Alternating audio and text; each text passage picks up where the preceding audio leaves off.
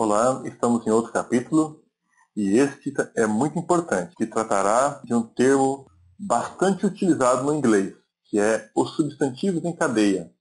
Eu até coloquei que os substantivos em cadeia são de trás para frente, aqui no título, para se ter uma noção já inicial do que se trata.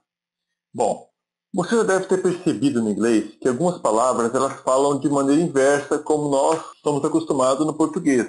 No português nós falamos substantivo, adjetivo. Aqui no exemplo, nós falamos casa branca. Só que no inglês é falado o inverso. Você usa adjetivo e substantivo de forma inversa. É white house. É casa branca ao inverso. White é branco, house é casa. Da mesma maneira, aqui no exemplo abaixo, nós falamos casa grande no português. Mas no inglês fala-se big house. Então memorize isso.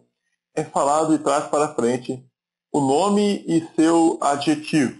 Além disso, quando possui dois ou mais substantivos enfileirados, mas preste bem atenção, dois ou mais substantivos enfileirados, qualquer substantivo poderá ser potencialmente também um adjetivo. Igual, por exemplo, casa de tijolos. São dois substantivos, casa e tijolos.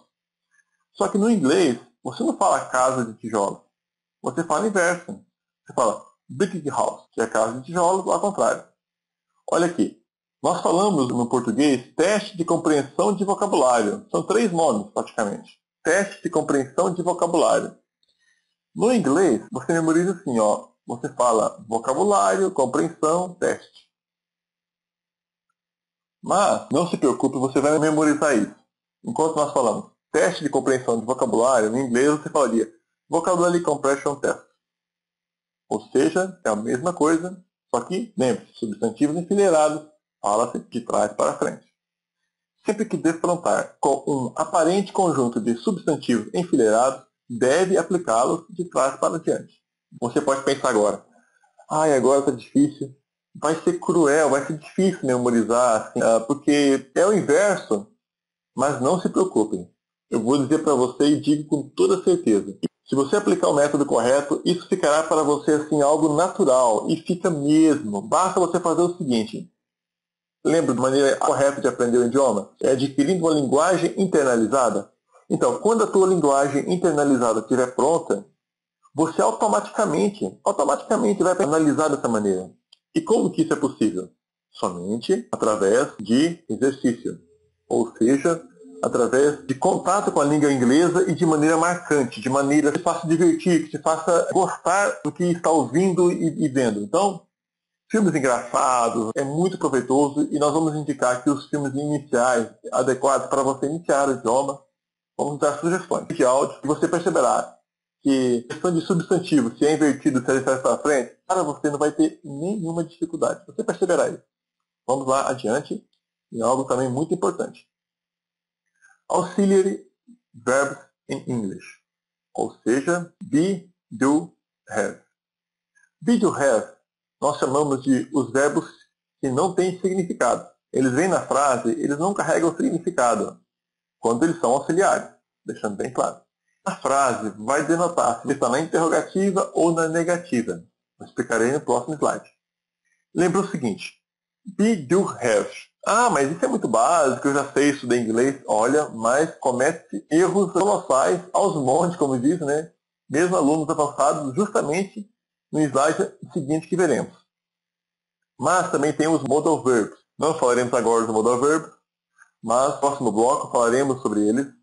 E eles carregam significados, são diferentes desses. Mas também é utilizado como auxiliar. Vamos lá no próximo? Ok, estamos aqui. Então, simple present, os auxiliares do, don't, que é utilizado para a primeira, segunda pessoa do singular, primeira, segunda, terceira pessoa do plural. Ou seja, para I, you, we, you, they. Por exemplo, I don't like sugar. Eu gosto de açúcar. Desculpa, aqui não, don't.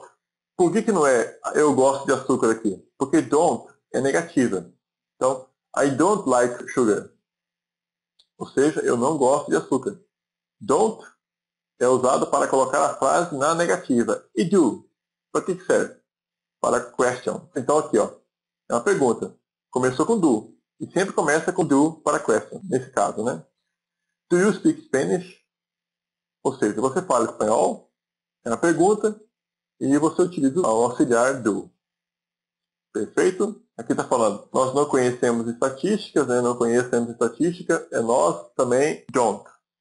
Agora é onde costuma-se muita gente perder o fio da meada e é aqui abaixo. Vamos lá. Terceira pessoa do singular. Ó, lembre-se o seguinte, terceira pessoa do singular é um caso à parte. Então, vou colocar uma divisa aqui, é como se fosse algo totalmente diferente de cima. E é mesmo. Terceira pessoa do singular, os verbos são conjugados de forma diferente. Se você for fazer uma pergunta, não é do, mas para he, she, it, você usa does, yes. É assim.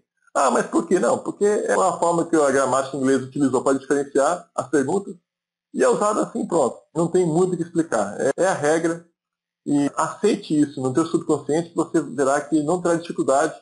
Inclusive é uma preparação para você começar a ver os filmes e os áudios para você adquirir uma linguagem internalizada e chegar ao caminho até se tornar fluente. Vamos lá.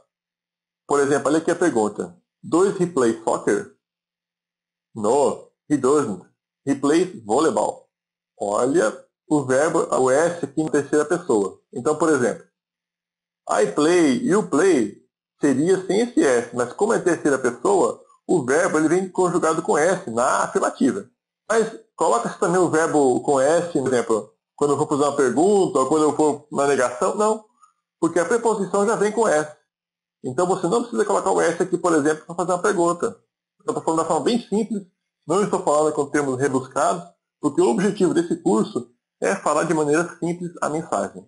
Espero conseguir isso, né? Vamos lá. Dois he play soccer. Então, não vai colocar plays. Por quê? Porque já está aqui o S, ó. Dois. E para a negativa? Também não. Porque o S já vem aqui conjugado aqui neste auxiliar. Perfeito?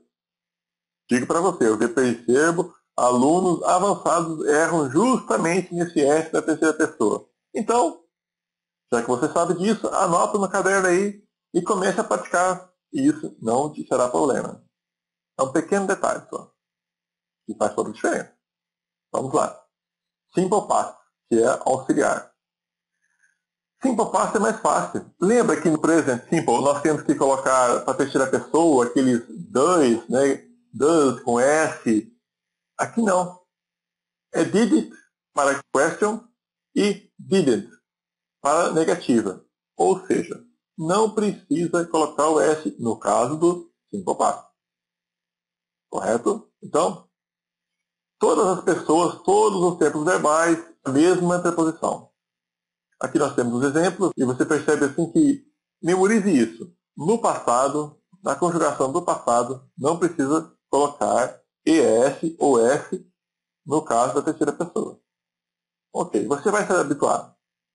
Agora aqui já encerramos, então vou fazer uma pequena resumo do que falamos, porque é bem interessante, sabe? E está toda a base da estrutura linguística do inglês. Lembre-se do seguinte, substantivo e adjetivo é falar de trás para frente. Então, casa grande, big house. Casa branca, white house. Teste de compreensão de vocabulário, são vários substantivos enfileirados, você fala sempre do último para o primeiro. Você já sabe como vai memorizar isso, né? Não é quebrando a cabeça agora, é na prática. A melhor forma de praticar é você se divertindo. Vamos lá. Be, do, have. São verbos que eles não têm carregam significado. Ele é usado, por exemplo, nós vimos o exemplo aqui do do, que é do para fazer pergunta, does, primeira pessoa do singular, para negativa, does, enfim. É isso daqui, ó. Nós vimos, né? Do, don't, does, doesn't. Só que também tem, dessa mesma maneira, o be e o have. E tem os modoverbos que veremos mais adiante, não se preocupe. Mas lembre-se dessa regrinha. Se você lembrar disso, ótimo, você já ganhou bastante. Então, encerramos aqui a nossa aula e nos veremos na próxima. Até mais!